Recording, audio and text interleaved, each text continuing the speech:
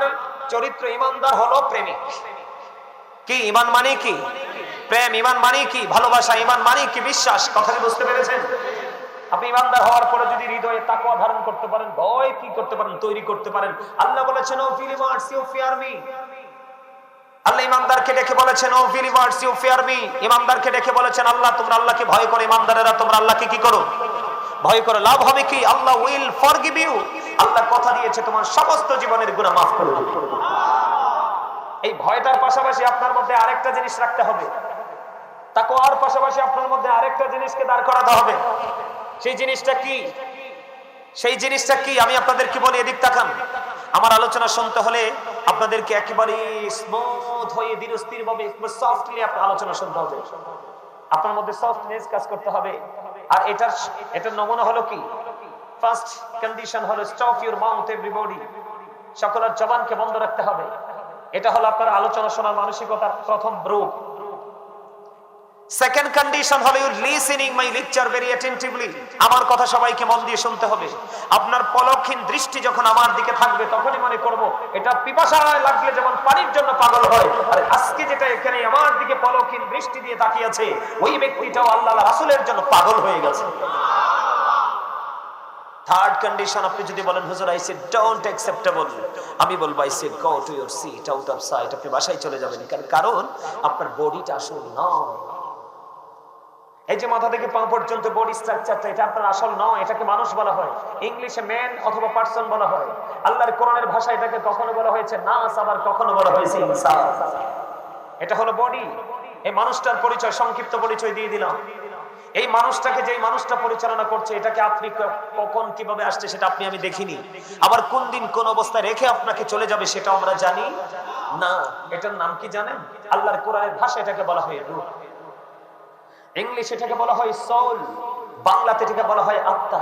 আল্লাহ রাব্বুল আলামিন বলেছেন, say the soul is the order of my Lord. Allah বলেছেন, কওলির রূহু মিন আমরি রাব্বি, past tense, present tense, future tense, অতীত, বর্তমান, ভবিষ্যৎ। একদিন আপনি আমি ছিলাম না। কেন ছিলাম না? রূহ ছিল আল্লাহর আরশের চারপাশে আলমের হার। আপনার বডি ছিল বাবা মায়ের মাঝে। সেদিন কি আপনি আমি মানুষ ছিলাম? আপনার আমার নাম ছিল? ছিল না। যখন আত্মাটা যখন বডিতে এসে বাবা মায়ের মিলনের মাধ্যমে মায়ের উদরে আপনার আমার বডিটা তৈরি হলো, রূহটা অটোমেটিক ট্রান্সফার হয়ে আসলো। আসার পরে আপনি আমি পৃথিবীতে মায়ের উদর থেকে জীবন নিয়ে জীবন্ত মানুষ হিসাবে আসলাম।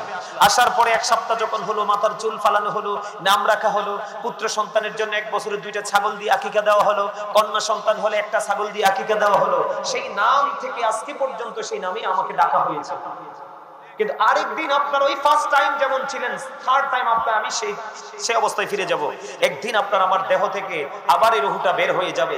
যেদিন দেহ থেকে রূহটা বের হয়ে যাবে সেদিন I am dead, you are dead. আপনি আমি আমরা সবাই মৃত। তাহলে নামের আগে কি যুক্ত হবে? মরহুম। কি যুক্ত হবে? তার মানে ফার্স্ট টাইম যেমন আপনি আমি ছিলাম না, আজকে আছে, আবার থার্ড টাইম আপনি আমি থাকবো না। কথা কি বুঝে আসছে? এখান থেকে আপনারা কি বুঝতে পারলেন? মানুষের আসল সত্তা তার দেহ নয়, তার আত্মা। মানুষের আসল সত্তা কি? আত্মা, তার দেহ নয়। তার কারণ আপনি যদি এখানে আপনার আত্মাটাকে প্রেজেন্ট রাখতে না পারেন তাহলে আপনার দেহ রেখে এখানে কোনো লাভ নাই।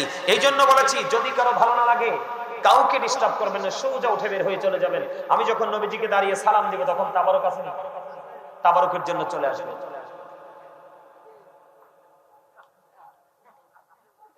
আমার ওই স্বাস্থ্য ভাইটা একটা দারুণ হাসি দিয়েছে, very intelligent my dear younger brother. ওই যে ওইটা, এই মি আমনে দাঁড়ান দাঁড়ান দাঁড়ান, এ টুপিওয়ালা, ওই এটা এটা পিছের দিকে সাইকেল নেই, ওইটা ওইটা ওইটা, দাঁড়ান দাঁড়ান। এই যে আমার এই চাচতো ভাইটা একটা হাসি দিয়েছে। আমার চাচা বসেন, এই দুটোটা দেখছেন? ফার্স্ট টাইম সে হাসি দিয়েছে। তার হাসিটা আমার পছন্দ হয়েছে। কেন জানেন? একটা মানুষ সুস্থ থাকার জন্য যে অপশনগুলো দিয়েছে এর মধ্যে একটা অপশন হলো হাসি। সে আমার মনের ভাষা বুঝতে পেরেছে। এইরকম 2-4টে স্টুডেন্ট থাকলে টিচার সারাদিন পড়াইতে মন চায়। কথা বুঝেন নাই? এই তার মতো একবারে সূক্ষ্ম ব্রেইন নিয়ে এখানে বসেন। আজকের পরে আপনারা ওয়াজে যেতে হবে না, কোন আলোচকের আলোচনা শুনতে হবে না। আজকের আলোচনা আপনার পুরো লাইফ স্টাইলটাকে চেঞ্জ করে দিবে। আল্লাহ কবুল করে নিন। আর যারা বলেন না আমি।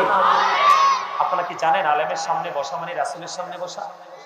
হক্কানি আলেমদের কথা শোনা মানে রাসূলের কথা শোনা। হক্কানি আলেমদেরকে মূল্যায়ন করা মানে রাসূলকে মূল্যায়ন করা। এটা কি বিশ্বাস করেন আপনারা? সবাই বিশ্বাস করে? আলহামদুলিল্লাহ। আরে জোরে আরেকটা মহাব্বতে আমার কথা আপনারা বুঝতে পারছেন? তাহলে মানুষের আসল সত্তা হলো তার আত্মা। এখানে আত্মাটাকেই রাখতে হবে।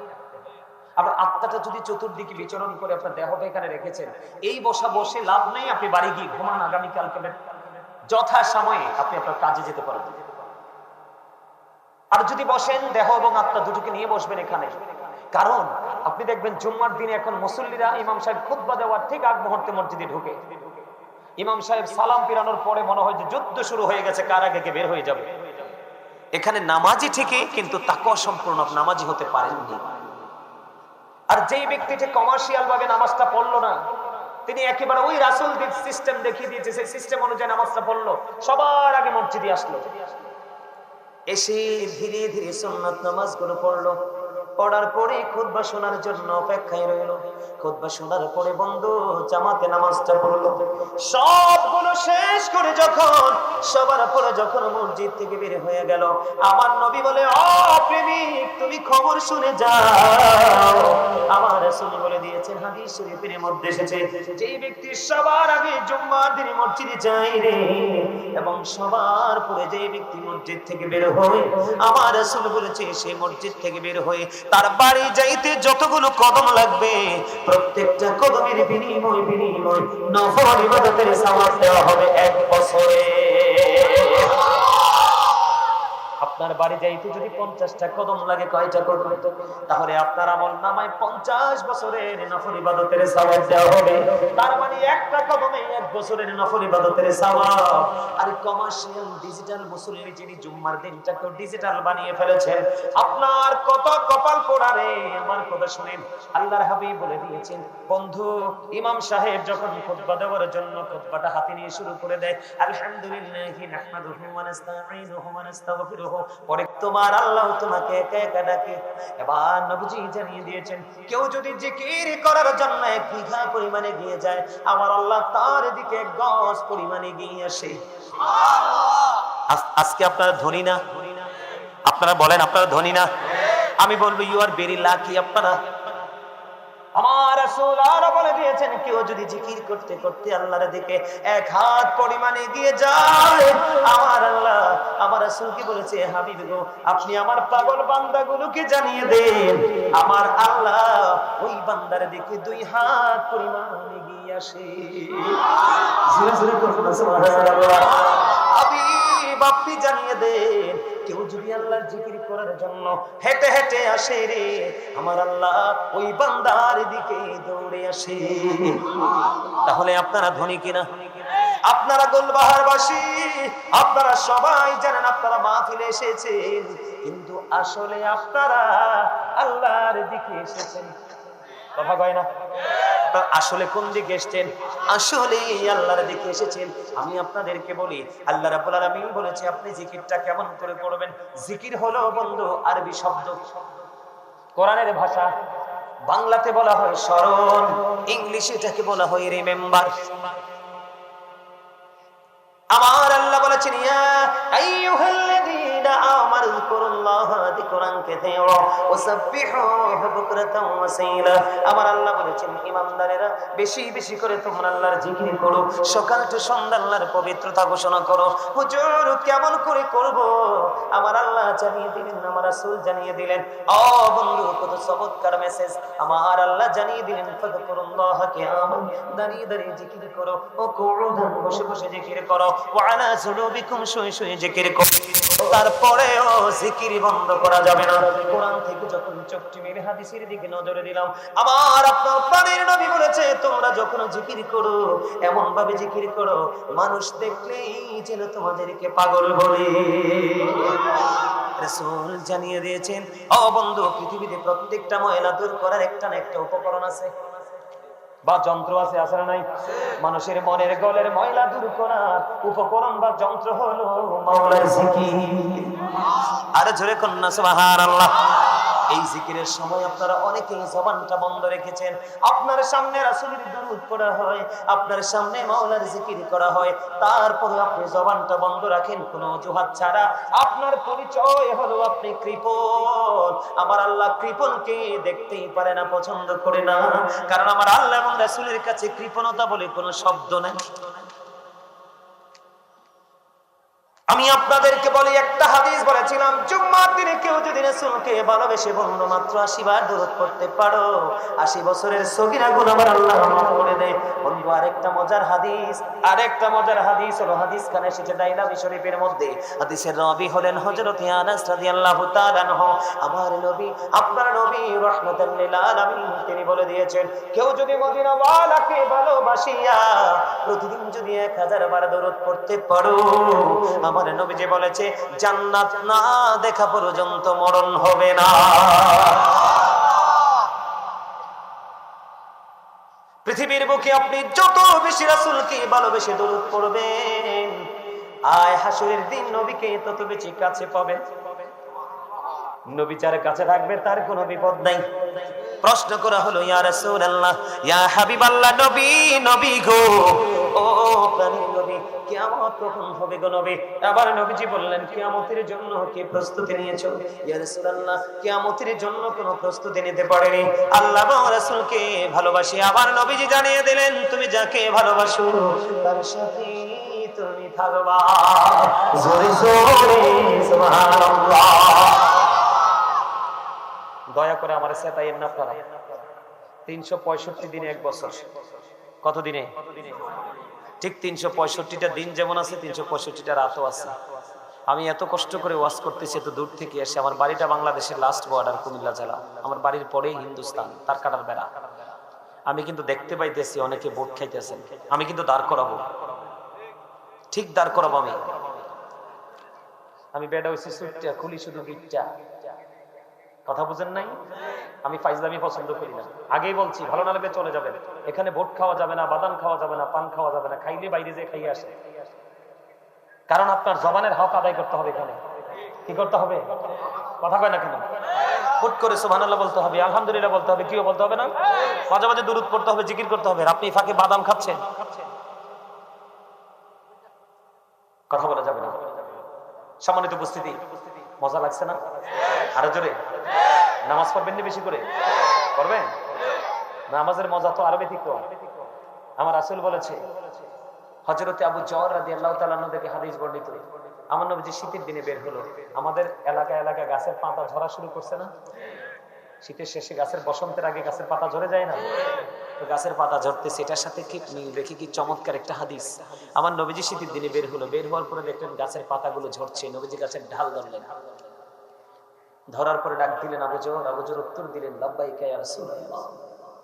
আমার নবীজি বললেন, রে আবু যর, তুমি চাইয়া দেখো, শীতের কারণে গাছের পাতাগুলো শুষ্ক হয়ে জোরে জোরে পড়ছে বিরামহীন ভাবে। আল্লাহর কোন বান্দা, আমি নবীর কোন উম্মত পাগল যদি আল্লাহর দিদারের আশায় একাগ্র চিত্তে প্রেমময় অন্তর নিয়ে যখন নামাজ পড়ে, এই কপালটা যখন সিজদার মাধ্যমে আল্লাহর যদি কদমে লাগাইয়া দেয়, ওই শীতের দিনের গাছের পাতার মতো তার জীবনের গুনাহগুলি ঝরে পড়ে যায়। যেদিকে যাবো সেদিকে মজা, যেদিকে যাবো সেদিকে মজা। কথা কয় না কেন? আমি আজকে একটা আলোচনা করবো আপনাদের সামনে, রমজানের ফজিলত নিয়ে একটু আলোচনা করবো। শুনবেন নি? একটু করবো নি? ওয়াজটা দরকার আছে না? আসেনি? আমার আল্লাহ বলেছেন, ইয়া আইয়ুহাল্লাযীনা আমানু কুতিবা আলাইকুমুস সিয়ামু কামা কুতিবা আলাল্লাযীনা মিন ক্বাবলিকুম লাআল্লাকুম তাত্তাকুন। আরো জোরে বলুন আল্লাহু আকবার, আরো জোরে বলুন আল্লাহু আকবার। আমার আল্লাহ কোন বেঈমান, কোন কাফের, কোন মুশরিক কে ডাক দেয়নি। আমার আল্লাহ বলেছেন, ইয়া আইয়ুহাল্লাযীনা আমানু কুতিবা আলাইকুমুস সিয়াম কামা কুতিবা আলাল্লাযীনা মিন ক্বাবলিকুম লাআল্লাকুম তাত্তাকুন। আমার ইমানদারকে ডাক দিয়েছে, খেয়াল করবেন, কোন বেঈমান নয়, কোন কাফের নয়, কোন মুশরিক নয়, কোন মুনাফিক নয়। কারণ বেঈমান, কাফের, মুশরিক, মুনাফিক সবগুলোর জন্য বরাদ্দ জাহান্নাম। আর আমার আল্লাহর জান্নাত বরাদ্দ শুধু ইমানদারদের জন্য, মুত্তাকিদের জন্য। এই জন্য দেখবেন যারা কোরআন শরীফ পড়তে পারেন, দেখবেন ম্যাক্সিমাম জায়গায় ইয়া আইয়ুহাল্লাযীনা আমানু মাঝে মাঝে পাওয়া যায় ইয়া আইয়ুহান নাস। কথা কয় না? হ্যাঁ, আল্লাহ রাব্বুল আলামিন ঈমানদারদেরকে ডেকে বলেছেন, ঈমানদারেরা, তোমাদের প্রতি রোজা ফরজ করা হয়েছে, তোমাদের পূর্ববর্তীদের প্রতিও ফরজ করা হয়েছিল। কেন গো আল্লাহ আমাদের উপর তুমি রোজাটা ফরজ করেছো? আমাদের পূর্বপুরুষ যারা ছিল তাদের জন্য তুমি রোজা ফরজ করেছিলে। কেন গো, কেন গো? আবার আল্লাহ জানিয়ে দিলেন যাতে তোমরা আল্লাহওয়ালা হতে পারো। সুবহানাল্লাহ কয় না? আমি কি রাগ আমার প্রতি? এই দুইটাই কিন্তু হাসে, এটা তো হাসে না আর কি। হ্যাঁ, আরে সমস্যা নাই না, আমার সমস্যা মিয়া। আমার ডাইনি বামে যারা থাকবো সবাই হাসতেইব, এটা আমার নবীজির শিক্ষা। কি করতে হবে? আরে ভাই, এনে কি আপনি গোমরা মুখে থাকার জন্য আসছেননি? কত মানুষ হয়েছে আশিক মাসিকের মিলন মেলা, না হাসবেন না তো কি কাঁদবেন আপনি? কথা কয় না কেন? আমাদের স্বাস্থ্য বাইরে সালুন যে কন্যা এই শুরু থেকে হাসে, তার হাসির একটা বিউটিফুল স্মাইল। আলহামদুলিল্লাহ, হাসবেন, এখান থেকে আপনারা ফ্রি হয়ে যাবেন। আপনারা বিশ্বাস রাখবেন, আমি যে হাদিসের একটা অংশ বলছি আপনারা বোঝেন নাই শুরুতে, যে আপনি আল্লাহকে যেমন মনে করবেন, নবীজি বলেছে আল্লাহ আপনার কাছে ঠিক তেমন। তার মানে আপনি যদি আজকে মনে মনে বিশ্বাস করেন আজকে আমরা সবাই একসাথে হব, 40 জন যেখানে আছে একজন যদি আল্লাহর মাহবুব বান্দা হয়, তাহলে আমরা জানি 40 জন, কত 40 জন একত্রিত হয়েছি, ঠিক না? কারণা করো হাতের উসিলা আল্লাহ আমাদেরকে মাফ করে দিবে, সেই বিশ্বাস নিয়ে আজকে, স্পিরিট নিয়ে আজকে আপনি এখানে বসবেন। আপনি এখান থেকে হালকা হয়ে গুনাহগুলি মাফ নিয়ে চলে যাবেন। কারণ আমি আপনাদেরকে আরেকটু ক্লিয়ার করে দিই, পরে ওই জায়গা যাই। আল্লাহ যখন খুশি হয় বাবা মার কোলে পাঠায় কন্যা সন্তান। আল্লাহ গো, তুমি যদি আরো বেশি খুশি হও তাহলে তুমি কি করো? কয়, আমি যদি আরো বেশি খুশি হই তাহলে পৃথিবীতে দেই বৃষ্টি। আল্লাহ গো, তুমি যদি আরো বেশি খুশি হও তাহলে কি করো? আমি কারো বাড়িতে পাঠিয়ে দেই মেহমান। আপনারা সবাই আজকে মেজবান, আমি হলাম মেহমান। মেহমানের দোয়া নির্দ্বিধায় নিঃসন্দেহে আল্লাহ কবুল করে। আমি তো আপনাদের জন্য দোয়া করবো আজকে। এই জন্য কি আপনারা খুশি হতে পারেন না? আরো জোরে বলেন, পারেন না? আপনি মনে রাখবেন, ইন্নামাল আমালু বিন্নিয়াত। আপনার মানসিকতার উপর নির্ভর করবে সবকিছু। আপনি আলেম মানুষ, আপনি আপনার সাথে আপনাকে নিয়ে মজা করছি, আপনি আপনার মাইন্ড করেন না। কি করছি? কারণ আপনাকে নিয়ে মজা করার সাহস তাদের নাই, আমার আছে। কথা বলে না কেন? আছে না? কথা বলে না কেন? আছে না? কি করেন দাদা ভাই? আছে না? আমরা একজন আরেকজনের কাছে আয়না স্বরূপ। কে কথা কয় না? এটা হচ্ছে প্রেম, এটা হচ্ছে ভালোবাসা। আর চিন্তা করতেছে আমার ভাইটার মনে কোনো কষ্ট টষ্ট হইল না, দেখছি প্রশ্ন করার সাথে সাথে হাসি দিয়ে দিছে, তার মানে ফ্রি হয়ে গেছে। আলহামদুলিল্লাহ বল। আল্লাহ আমাদের সবাইকে কবুল করে নিক, সকলে বলেন আমিন। আরো জোরে বলেন আমিন। বন্ধুরে আমার, হাসতে হবে, ফ্রি আলোচনা শুনতে হবে, একটা একটা করে শুনবো আর একটা একটা করে ব্রেইনে সেটআপ দিয়ে দিব, যেন অদূর ভবিষ্যতে এগুলোকে ফলো করে করে নিজের পথ চলতে পারি। আমার আল্লাহ বান্দারকে ডেকে বলেছে, তোমাদের উপর রোজা ফরজ করা হয়েছে, তোমাদের পূর্ববর্তী যারা ছিল তাদের উপর রোজা ফরজ করা হয়েছিল। আল্লাহ গো, কেন গো, কেন গো? যেন তোমরা আল্লাহওয়ালা হতে পারো, আল্লাহ দিদার প্রাপ্ত বান্দাদের অন্তর্ভুক্ত হতে পারো। বলে হুজুর, এই রমজান মাস 12টা মাসের মধ্যে, কিসের মধ্যে? 12টা মাসের মধ্যে একটা মাস হলো রোজার মাস, আর বাকি 11 মাস কি আমরা আল্লাহওয়ালা হতে পারি না? পারি রে। তবে ওইটার মধ্যে সন্দেহ আছে, রমজান মাসের মধ্যে কোনো সন্দেহ নাই। বলে হুজুর, কেন কেন সন্দেহ নাই? এটার কারণ আছে বন্ধু। ইদা যা রমাদান ফাতিহাত, যখন রমজান আগমন করে আবওয়াবুল জান্নাহ, জান্নাতের দরজাগুলো খুলে দেওয়া হয়। অগল্লিকাত আবওয়াবুন নার, জাহান্নামের দরজাগুলো বন্ধ করে দেওয়া হয়। সুফিদাতিশ শায়াতিন, শয়তানকে বন্দী করা হয়। কারণ মুসলমানের ইমানদারদের সবচেয়ে বড় শত্রু হলো শয়তান। আপনাদেরকে বলি, আমার আল্লাহ কোরআনে বলেছেন, ইন্না শাইতানা লাকুম আদুউন ফাত্তাখিযুহু আদুওয়া। আল্লাহ বলেছেন Satan is the eternal enemy of the believers. ইমানদারদের প্রকাশ্য শত্রু হলো শয়তান, তাকে দুশমন বলে গণ্য করতে হবে। কিন্তু সচ্চা ইমানদার যারা, সচ্চা মুমিন যারা, সচ্চা আল্লাহওয়ালা যারা, সচ্চা নবীওয়ালা যারা, সচ্চা বন্ধু ওলিওয়ালা আলেমওয়ালা যারা, তাদের জন্য আমার আল্লাহ ওয়াজ করেছে ভেরি সুইট। বন্ধু আমার কাছে মনে হয় এত চমৎকার মেসেজ, এটা একটা গুড নিউজ। আমার আল্লাহ বলেছেন ইন্না কাইদা শাইতানি কানা দাঈফা। আমার আল্লাহ বলেছেন শয়তান ডিসিপশন ইজ ভেরি উইক। ইমানদার মুত্তাকিদের জন্য শয়তানের ধোঁকা একেবারে দুর্বল। জোরে জোরে বলুন সুবহানাল্লাহ। তার এক্সাম্পল হলো আজকে আপনারা তো জানেন না, আপনারা আজকে যোদ্ধা, আপনারা আজকে বীর নবীর সেনা। বলে হুজুর কেন এখন আপনার লাঠি নিয়ে পিস্তল নিয়ে যুদ্ধ করতে হবে না? এখন যুদ্ধ হলো শুধু আত্মার যুদ্ধ। আজকে আপনারা যারা ফার্স্ট টাইম থেকে জান্নাতের বাগানে, আপনারা যারা জান্নাতের বাগানে, আপনারা সবাই বন্ধু বিজয়ী। কারণ আপনারা শয়তানকে হারিয়েছেন। শয়তান চায় না বান্দা ভালো কাজ করো। আর যারা এখনো পর্যন্ত আসতে পারেনি, তাদের মতো হতভাগা কপাল পরার কেউ হতে পারে না। তারা শয়তানের জালে বন্দী হয়ে গেছে। কথা বলেন না কেন? তাহলে বন্ধু আপনার আবার জন্য নিয়ামত হলো রমজান মাস। কি মাস? রমজান মাসে আমার আল্লাহ জান্নাতের দরজা খুলে দেয়, জাহান্নামের দরজা বন্ধ করে দেয়, শয়তানকে বন্দি করে দেয়। তাহলে শয়তান যদি বন্দি থাকে, আপনার আমলে বাধা দেওয়ার মতো কিছুই নাই। ঠিক না ঠিক? আরো জোরে বলেন। আমি আপনাদেরকে বলি রমজান মাস বন্ধু আপনার জন্য প্রেমময়, অত্যন্ত মধুময়। বন্ধু অত্যন্ত প্রেমময়। রমজান ওবারদানুল মুতাহহির, রমজান হলো পবিত্রকারী। ঠিক কিনা বলেন? রমজান মানুষকে রোজা, মানুষকে পবিত্র করে দেয়। আপনি আল্লাহর কাছে দোয়া করেন আল্লাহুম্মা বারিক লানা ফি রজব ওয়া শাবান ওয়া বাল্লিগনা রমাদান। আল্লাহ রজব এবং শাবানের বরকত দাও, আমাদেরকে রমজান পর্যন্ত পৌঁছাইয়া দাও। জোরে জোরে বলুন সুবহানাল্লাহ। আর জোরে বলুন সুবহানাল্লাহ। ওরে গোলবাহারের মানুষ কেমন করে বললে বন্ধু তোমরা বুঝবা গো? ও গোলবাহারের আমার ভাই, আমার বাবা গো, আজকে কেউ তোমরা ঘরে বসে দেখো না, হৃদয় উজাড় করে শোনো গো। কত প্রেমের খবর তোমার আমার প্রাণের নবী দিয়েছে, শুধু আল্লাহর দিদার পর্যন্ত পৌঁছানোর জন্য। আমার নবীজি বলেছেন আমি আমার উম্মত গুলোকে মাজায় ধরে ধরে জাহান্নাম থেকে বাঁচাতে চাই, কিন্তু আমার উম্মত গুলো হাত ফসকে ফসকে জাহান্নামে চলে যায়। তার মানে নবীজি যে রাস্তা দেখিয়েছে আমরা সেই রাস্তা পথে হাঁটি না, আমরা হাঁটি নিজেদের রাস্তা বানাইয়া। এই জন্য আমার নবীজি বলেছেন শাবান ও শাহরি, শাবান হলো আমার মাস, ও রজব ও শাহরুল্লাহ, রজব হলো আল্লাহর মাস, ও রমাদান ও শাহরু উম্মতি, রমজান মাস হলো আমার উম্মতের মাস। কারণ রমজান মাস হলো ফসল কাটার মাস। ঠিক কিনা বলেন?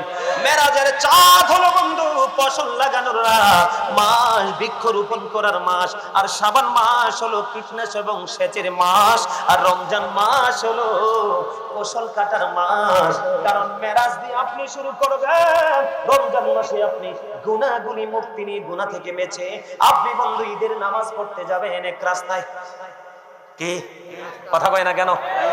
আর বলতে থাকবেন আল্লাহু আকবার, আল্লাহু আকবার, লা ইলাহা ইল্লাল্লাহ, আল্লাহু আকবার, আল্লাহু আকবার, লিল্লাহিল হামদ, আল্লাহু আকবার, আল্লাহু আকবার, লা ইলাহা ইল্লাল্লাহ, আল্লাহু আকবার, আল্লাহু আকবার, লিল্লাহিল হামদ, আল্লাহু আকবার, আল্লাহু আকবার, লা ইলাহা ইল্লাল্লাহ, আল্লাহু আকবার, আল্লাহু আকবার, লিল্লাহিল হামদ। এই তাকবীর তাশরীফ দিতে বন্ধু এক রাস্তায় ঈদের জামাত পড়তে যাবেন, আর অন্য রাস্তায় যখন ঘুরে ঘুরে আপনি আপনার বাসার দিকে রওনা হবেন, আপনি নিষ্পাপ হয়ে আপনি জান্নাতের গুনাহমুক্ত হয়ে আপনি আপনার ঘরে ঢুকবেন। জোরে জোরে কহেন না সুবহানাল্লাহ। আরেকটু জোরে বলুন সুবহানাল্লাহ। বন্ধু হৃদয় খুলে শোনো গো, প্রত্যেকটা জিনিসের কিন্তু যাকাত আছে। কি আছে? প্রত্যেকটা জিনিসের কি আছে? প্রত্যেকটা জিনিসের যাকাত আছে রে। ও বন্ধু মাঠে যখন ফসল হয়, ফসলের ওসর আদায় করতে হয়। কথা বলে না? কি করতে হয়? আপনারা জোরে কইবেন জি। কারণ আপনারা যখন জি জোরে কইবেন, আমার সাথে কনফিডেন্সলি যখন সমর্থন দিবেন, তার আরো বেশি উৎসাহিত হবে। কারণ এই যুবকগুলো ধ্বংস হয়ে গেছে। যুবকগুলো পথভ্রষ্ট হয়ে গেছে, যুবকগুলো নষ্ট হয়ে গেছে। আমার যত টেনশন যুবকদেরকে নিয়ে। এই মুরব্বী বাবাগুলো দাদাগুলো যখন এই পৃথিবী ছেড়ে চলে যাবে, এই বাংলার জমিন ছেড়ে চলে যাবে, এই যে এই দিকের জিকির আজকে এত মজা হয়েছে, ঠিক এই কর্নারের এই একটু জায়গার জিকিরটা আমি যখন জিকির করেছিলাম, মনে হয় যে তারা নিজেদেরকে মানে অজানা এক গন্তব্যের দিকে নিয়ে যাচ্ছে, নিজেদেরকে নিজেরা হারিয়ে ফেলেছে, এত মানে মধুর ভাবে তারা জিকির করেছে। আমি আজকে যুবক, আমি তোমাদেরকে বলে যাই, তোমরা অনেক যুবকের পরনে পাঞ্জাবি নাই, তোমরা অনেক যুবকের মাথায় টুপি নাই, তোমরা অনেকে লুঙ্গি পায়জামা পড়তে পারো না, সেই প্যান্টটা পরে আসছো, কোরআন এবং হাদিস দ্বারা সমর্থন পেয়েছি, কোরআন এবং হাদিস দেখলে মুসলমান হিসেবে তোমাদের জন্য টোটাল নাজায়েজ। এই পোশাক তুমি পরে এসেছো, কিন্তু আমার দাদা ভাইদের দিকে তাকাও, মুরব্বীদের দিকে তাকাও, লুঙ্গি পরেছে টাকনুর উপরে, পাঞ্জাবি পরেছে সুন্নাহ পোশাক, টুপি পরেছে সুন্নাহ, তার কারণ এটাই ইসলাম। আর তুমি যেটা করেছো, তোমার মাথায় ইসলাম নাই, মুখেও ইসলাম নাই, তোমার বডিতে ইসলাম নাই, ইভেন তোমার যে পোশাক পরে তোমার লজ্জাস্থান ঢাকার কথা, কোন ইমানদার পুরুষের পোশাক উপর দিয়ে থাকবে নাভি বরাবর, নিচে দিয়ে থাকবে টাকনুর উপরে। আল্লাহ 3 শ্রেণীর পোশাক দিয়েছে। কয় শ্রেণীর? কয় শ্রেণীর?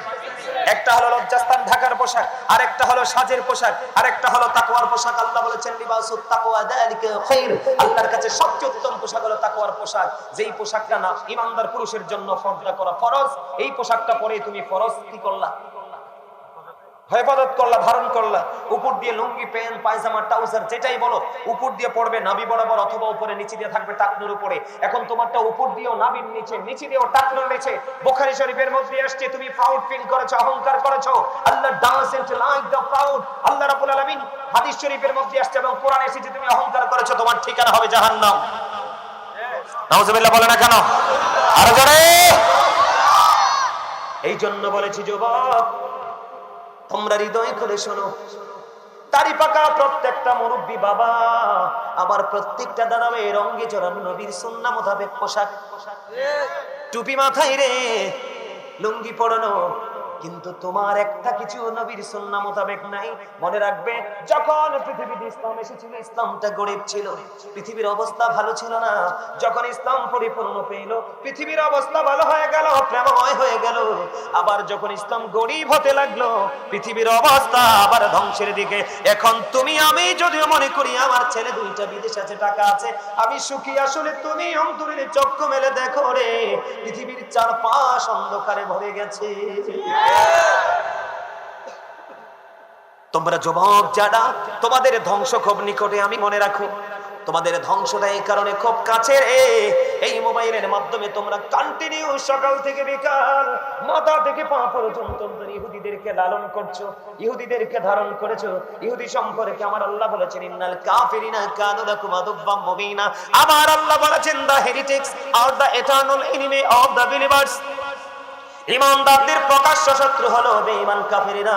ও বন্ধু, এই জন্য তোমাদেরকে আমি বলে দিতে চাই যুবক, আজকের আলোচনা শুনে নিজের লাইফ স্টাইলকে চেঞ্জ করো। তুমি যদি উলঙ্গ হাঁটো, কেউ তোমাকে টাকা দিবে না, বরং তো ধিক্কার দিবে। আর তুমি একটু ভদ্র হয়ে, জেন্টেল হয়ে, নমনীয় হয়ে আগামীকাল থেকে তুমি পথ চলো। এই গোলবাহারের জমিনে যদি 1 লক্ষ যুবক থাকে, সকল যুবকের মধ্যে তোমার মর্যাদা থাকবে সর্বোচ্চ। দোকানে গেলে তোমাকে নিয়ে আলোচনা, রাস্তায় গেলে তোমাকে নিয়ে আলোচনা, বিয়ে বাড়িতে গেলে তোমাকে নিয়ে আলোচনা। বিশেষ করে তোমার জন্য যখন কোনো বিয়ের প্রস্তাব আসবে, এক বাক্যে বলবে ওই ছেলের হাতে মেয়েটা দিয়ে দেন, চিরসুখী হবে, কারণ অত্যন্ত চরিত্রবান ছেলে। কথা বলে না কেন? এই জন্য বলছি রে যুবক, যুবক, মাঠে যখন ফসল হয়, এটা রসের আদায় করতে হয়। তোমার ঘরে নগদ অর্থ আছে, সোনা গয়না আছে, ব্যবসার মধ্যে ইনভেস্ট করেছো, বন্ধু নিসাব পরিমাণ হলে তোমাকে যাকাত দিতে হবে। ঠিক তেমনি ভাবে প্রত্যেকটা সম্পদের যেমনি যাকাত আছে, ঠিক তেমনি ভাবে তোমার আমার দেহেরও যাকাত আছে। তোমার আমার দেহের যাকাত হলো রোজা। সুবহানাল্লাহ কয় না? মজা হইছে না কথাটা? মজা হইছে না? আলহামদুলিল্লাহ বলে। আরে জোরে বাড়ি চলে যাবে? আর একটু ওয়াজ করব? আমি কিন্তু একজন লেখক। আমি প্রতি বছর রোজা আসলে একটা গজল লিখি, রোজা নিয়ে। প্রতি বছর রোজা আসলে একটা গজল লিখি। আমি এবার লিখতে পারি নাই, অনেক ব্যস্ত। বাড়িতে একটা মসজিদ করছি, 5 মাসে কমপ্লিট। আলহামদুলিল্লাহ, মাত্র 5 মাসে মসজিদ। যদি সুযোগ হয় আমার গ্রামের বাড়িতে একবার দেখতে আসবেন, আপনাদের সবার দাওয়াত। আর যদি এইভাবে দেখতে না পারেন অনলাইনে খুঁজে দেখবেন দৃষ্টিনন্দন মসজিদ। একবার দেখলে মানুষ আবার দেখতে আসে, মহিলা পর্যন্ত আমার মসজিদে সেলফি তুলতে আসে। এত অত্যাধুনিক, এত ডিজাইনেবল ভাবে করেছি। আমার ছোট্ট একটা ভাই শুধু মসজিদটাকে সাজানোর জন্য, সে বাহির থেকে শুধু মসজিদের কাজ করার জন্য সে বাহির থেকে টিকিট নিয়ে চলে আসছে। মসজিদের কাজ কমপ্লিট, আবার বাড়ি চলে গেছে। আমার এই ভাইটার মতো নূর মোহাম্মদ তার নাম, আমার এই ভাইটার যদি এক পাল্লায় তুলি, 5 গ্রামের একটা ছেলে সবগুলো এক পাল্লায় তুলি, ওটা সমান হবে না। কারণ আমার গ্রামের ছেলে থেকে মসজিদে কাজ করে নাই, আর আমার ভাই প্রবাস থেকে চলে আসছে। আমাকে বলে, ভাই আল্লাহর কাছে একটা দরখাস্ত দেন না। আমাকে কি জন্য? আমার মন চাই মসজিদে কাজ করতে, আমি যেন শুধু কাজটা করে চলে যেতে পারি। হঠাৎ করে তার ভিসা দিয়ে দিল কোম্পানি, চলে আসলো, কাজ শেষ করে আবার চলে গেল। মারহাবা বলেন আরো জোরে। এই বছর লিখতে পারি নাই, 5 মাসে মসজিদটা কমপ্লিট হলো, ভিতর বাইরে টাইলস করে একদম চমৎকার। যে যাই সে আরেকবার দেখার ইচ্ছা পোষণ করে। এই ব্যস্ততা, আমি কিন্তু অসুস্থ হয়ে গেছিলাম। আমার এই চুলটি দাড়িটি কিন্তু গত বছর এত পাকনা ছিল না। মসজিদের কাজ ধরে টেনশনে যত মাল আমার কিনা, যত কাজ আমার করা, সব করতে করতে মসজিদের কাছে আমি আবার কারো বাড়িতে কিছু খাই চাই না। হজে গেছি, খাবার নিয়ে গেছি, কোথাও কোনো রেস্টুরেন্ট কারো বাড়িতে আমি মাছ গোস্ত আমার জীবনে আমি খাই না। মাছ কেমন মজা, গোস্ত কেমন মজা, আপনি আমাকে প্রশ্ন করলেন, বলতে পারবেন আমি খাই নাই। 12 মাস শাকসবজি খাই, সেটা একমাত্র নিজের ঘরে। তাও সরিষা যেটা চিবায় মেল থেকে বাবা চিবি আনে, ওইটা দিয়ে রান্না। সোয়াবিন তেল বাজারজাত করা কোনো কিছু আমি খাইনি। টোটালি বখে তালা আমার। আমি একটা ব্যতিক্রম মানুষ। এবছর লিখতে পারি নাই, অনেক পরিশ্রমী ছিলাম। এখন আগামী 25 তারিখে আমার পাশের গ্রাম, মানুষ আমাকে এত প্রেসার দিয়ে ধরছে, ওই গ্রামের মান্যগণ্য ব্যক্তিরা সবাই আসছে। আমি আগামী 25 তারিখে আমার পাশের গ্রাম বেলবাড়ি, ওখানে যাব। ওখানেও তারা বড় ধরনের আশা করতেছে, ওখানেও তাদেরকে বড় ধরনের ডোনেশন করবো মসজিদটা করার জন্য। সকালে করা আমি বিভিন্ন পেরেশানিতে করতে পারিনি। তবে আমার যে লেখা গজলগুলো, যেহেতু রমজান নিয়ে বলছি, আপনারা সবাই সম্মতি দিলে গাইবো। গজল গাইলে তো হাদিয়া লাগবে। কে কে হাদিয়া আছে সবার কাছে? হাদিয়া লাগবে, কিন্তু হাদিয়ার কথা কোন, আওয়াজটা একটু ছোট হয়ে গেছে। এটা তো ইন্টারভিউ, পরীক্ষা। প্রেম প্রেম ট্রাই করি, প্রেম প্রেম গাইব, হ্যাঁ গাইব, আরো জোরে বলেন গাইব। রমজানেরই চাঁদ উঠেছে ওই আকাশে দেখো, সকল কিছু ভুলে গিয়ে রোজা গুলি রেখো। রমজানেরই চাঁদ উঠেছে ওই আকাশে দেখো, সকল কিছু ভুলে গিয়ে রোজা গুলি রেখো। আমি বলছি বারে বার তুমি আসবে না তো আর, আমি বলছি বারে বার তুমি আসবে না তো আর। একদিন তো যেতে হবে তুমি মনে রেখো, সকল কিছু ভুলে গিয়ে রোজা গুলি রেখো। বলেন সকল কিছু ভুলে গিয়ে রোজা গুলি রেখো। রমজানেরই চাঁদ উঠেছে ওই আকাশে দেখো, সকল কিছু ভুলে গিয়ে রোজা গুলি রেখো, সকল কিছু ভুলে গিয়ে রোজা গুলি রেখো। আমি বলছি বারে বার তুমি আসবে না তো আর। চলে গেলে কি আবার আসবে? এই জন্য এটা জীবনের শেষ সুযোগ মনে করে রাখতে হবে। আমার কথার ব্যাখ্যা অনেক লম্বা, এটা আপনি বুঝে নিতে হবে। এই জন্য বলেছি, আমি বলছি বারে বার তুমি আসবে না তো আর, একদিন তো যেতে হবে তুমি মনে রেখো, সকল কিছু ভুলে গিয়ে রোজা গুলি রেখো। মারহাবা বলেন, আরো জোরে বলেন, আরো জোরে বলেন।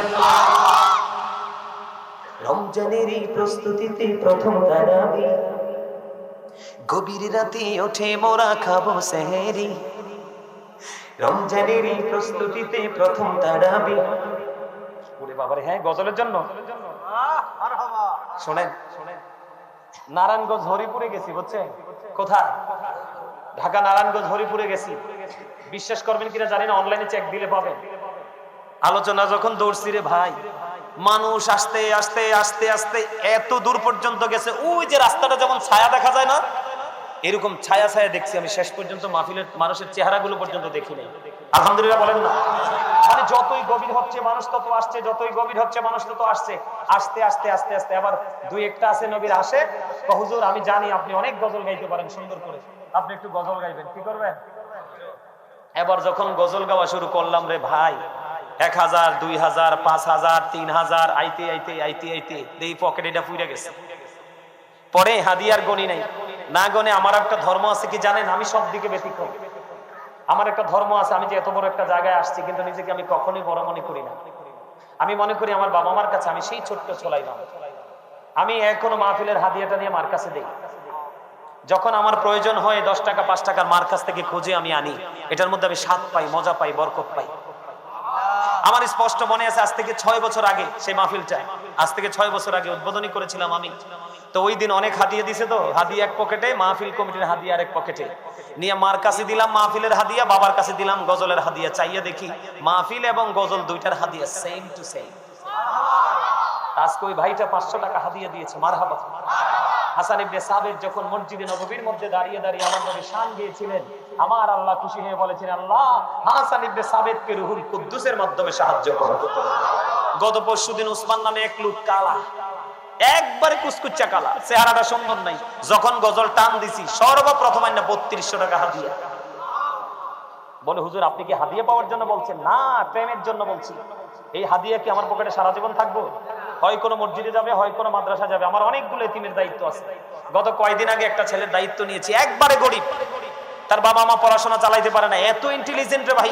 স্টুডেন্টটা হাফেজ হয়ে গেছে, আগামীতে দাখিল পরীক্ষা দিবে। সবগুলো কিতাব আমি কিনে দিয়েছি, এবং আমার গাজী ফাউন্ডেশনের যে পেজ, ওটাতে দেখবেন আপনারা, ওই ছেলের কামেল করা পর্যন্ত দায়িত্ব আমি নিয়েছি। আমি বলছি, তুমি যতদিন পড়তে চাও, প্রয়োজনে দেশের বাইরে আমি তোমাকে নিয়ে পড়াবো। আলহামদুলিল্লাহ বলেন। আপনারা যে কত ধনী হবেন কাল হাসরের দিন কল্পনা করতে পারবেন না। কেন জানেন? এই টাকাগুলো আপনাদের। আপনারা যে কত ধনী হবেন কল্পনা করতে পারবেন না কাল হাসরের দিন, কারণ এই টাকাগুলো আপনাদের। আল্লাহ শুধু আমাকে বেনিফিশিয়ারি করবেন, আপনাদেরকেও করবে। কারণ আপনারা তৃণমূল পর্যায়ের মানুষ, কৃষক, ফার্মার, আপনারা অনেক কষ্ট করে টাকা জমিয়ে মাহফিলে হাদিয়া দেন। আর আমরা এরা ওয়াজ করে শেষে নিয়ে যাই। এটা কখনো যায় মাদ্রাসায়, কখনো যায় আমার দ্বারা। আমি অনেক পরিবারকে টিউবওয়েল বসাই দিছি, পানি খেতে পারেন না। আলহামদুলিল্লাহ বলবেন না? আরো জোরে। আসলে সত্যি করে কম তো, আমার লেখা গজলটা আপনাদের কাছে ভালো লাগতেছে? হ্যাঁ, ভালো লাগতেছে? আচ্ছা আমি আবার গাই। হ্যাঁ, রমজানের এই প্রস্তুতিতে প্রথম তারাবি, গভীর রাতে ওঠে মোরা খাবো সেহেরি, সেহেরিতে বরকত আছে হাদিস খুলে দেখো। সকল কিছু ভুলে গিয়ে রোজা গুলি রেখো, সকল কিছু ভুলে গিয়ে রোজা গুলি রেখো। রমজানের চাঁদ উঠেছে ওই আকাশে দেখো, সকল কিছু ভুলে গিয়ে রোজা গুলি রেখো। আমি বলছি বারে বার তুমি আসবে না তো আর, আমি বলছি বারে বার তুমি আসবে না তো আর, একদিন তো যেতে হবে তুমি মনে রেখো। সকল কিছু ভুলে গিয়ে রোজা গুলি রেখো। মারহাবা, মারহাবা কর। বন্ধুরে আমার, আপনারা হৃদয় খুলে শুনবেন। এখন এই তারার গজলের হাদিয়া দেওয়ার নমুনা দেখে আরেকটা কথা মনে হয়েছে, বুঝছেন? কর্ণফুলী নদীর তীরে, বুঝছেন?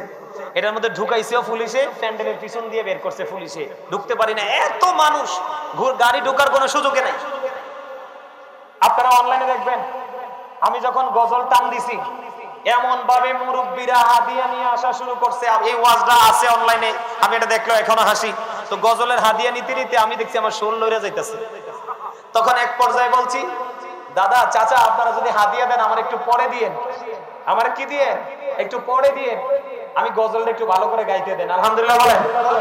আসলে কি জানেন, এই যে 50 টাকা 100 টাকা, টাকাটা কিন্তু এই যুগে বেশি কিছু নয়। এই টাকাটা আপনারা কিভাবে পাবেন? প্রেমে পড়ে দিছেন না? কি দিছেন? প্রেমে পড়ে দিছেন। আপনি গরুর বাচ্চা কিনেন না? গরুর বাচ্চাটা পালতে পালতে একদিন বড় হয়, মা হয়, বাচ্চা দেয়, ওই বাচ্চাটা মা হয়, আবার বাচ্চা দেয়। এরকম করতে করতে কি গৃহপালিত পশুর যে ঘরটা পুরোপুরি হয়ে যায় না? ঠিক আপনার আমার এই দান, এবার মসজিদে দেন, মাদ্রাসায় দেন, আল্লাহর সন্তুষ্টির জন্য খুশিতে দেন, সবগুলো ওই বৃহৎ আকারে পাবেন। দিয়েছেন ছোট্ট, অনেক বড় পাবেন। আল্লাহ কবুল করে নিক। সকলে বলেন আমিন। আরো জোরে বলেন আমিন। আর একটু মহব্বতে, আরো জোরে আলহামদুলিল্লাহ বলেন। বন্ধুরে আমার, আমার নবী, আপনার নবী, দু জাহানের বাদশা নবী, তিনি বলে দিয়েছেন, তোমরা সম্পত্তির যেমনি করে জায়গা দাও, তেমনি তোমাদের দেহের জায়গাটাও দিয়ে নাও। ইয়া রাসূলুল্লাহ, ইয়া হাবিবাল্লাহ, নবী গো, ও প্রাণের নবী, দেহের জায়গাটা কেমন করে দিব গো নবী? আমার নবী যে একটা ডাক দিয়ে বললেন, দেহের জায়গা তেমন করে দিবে রে। ওই দেহের জায়গা হলো পরিপূর্ণ রোজা রাখা। এখন পরিপূর্ণ রোজা বলতে কি বোঝায় বন্ধু? আমি আপনাদেরকে বলি, কারো গীবত করা যাবে না। বন্ধু আমার দিকে তাকান, সুদ খাওয়া যাবে না, ঘুষ খাওয়া যাবে না, কারো গীবত করা যাবে না, হালাল পথে উপার্জিত অর্থ দিয়ে সাহারি খাওয়া যাবে না, ইফতারি করা যাবে না। এমনি করে করে বন্ধু কোরআন হাদিসে যে কাজগুলো নিষিদ্ধ, এই কাজগুলো আপনি বর্জন করে যখন রোজা রাখবেন, রোজা মানে কি জানেননি বন্ধুরে আমার? ওই সূর্য অস্ত যাওয়া পর্যন্ত, সূর্যোদয়ের আগে আপনি কি খাবেন? সাহারি খাবেন, ঠিক কিনা বলেন? সূর্যোদয়ের আপনি আগে সাহারি খাবেন। ওই যে আমাদের বাংলাদেশের রোজ অনুযায়ী সূর্য যখন অস্ত যাবে, সূর্য যখন বাংলাদেশের আকাশ থেকে নিজের আপন গন্তব্যে হারিয়ে যাবে, তখন আপনি ইফতারি করবেন। এই গ্যাপের মধ্যে আপনি কোনো খাবার খেতে পারবেন না, এবং এই সময়ের মধ্যে আপনি কোনো যৌন চাহিদা মেটাতে পারবেন না, শারীরিক কোনো ফিজিক্যাল মেলামেশা করতে পারবেন না। বন্ধু, ওই দুইটা ত্যাগ করাই হলো রোজা। আর রোজাকে রোজার মতো করে পরিপূর্ণ করে আপনি আল্লাহর কাছে পৌঁছাইতে চাইলে আপনি অঙ্গীবদ্ধ করা ছেড়ে দিতে হবে। যেমন আপনাকে কেমন ধৈর্যশীল হতে হবে, আমার দিকে তাকান। আপনি একজন আপনাকে বকা দিচ্ছে, কি দিচ্ছে? আপনাকে একজন বকা দিচ্ছে, আপনি প্র্যাকটিক্যালি শুনতে পেয়েছেন, আপনাকে একজন বকা দিচ্ছে। আপনার কাজ হবে শুধু আপনি উত্তর দিয়ে দিবেন, আমি তোমাকে পাল্টা বকা দিব না। আপনি পাল্টা তাকে বকা দিবেন না, আপনি শুধু বলবেন আমি রোজাদার। সে আপনাকে একটা গালি দিবে, আপনি বলবেন আমি রোজাদার। আপনাকে সে একটা গালি দিবে, আপনি বলবেন আমি রোজাদার। বন্ধু, আপনি শুধু বলবেন রোজাদার, আর বাকি কাজ হলো আমার আল্লাহর। ঠিক কিনা বলেন? আরে জোরে। আপনি ধৈর্য ধরেছেন, আপনি যখন সারাদিন খাবার খাবেন না, মুখটা বন্ধ বেকার হয়ে যাবে। ঠিক কিনা বলেন?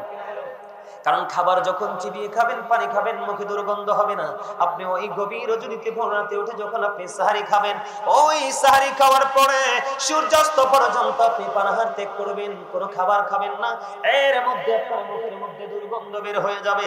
আপনি যখন মুখে মুখে দাঁড়িয়ে কথা বলবেন, আরেকজন আপনার মুখে মুখে দাঁড়িয়ে কথা বলবে না।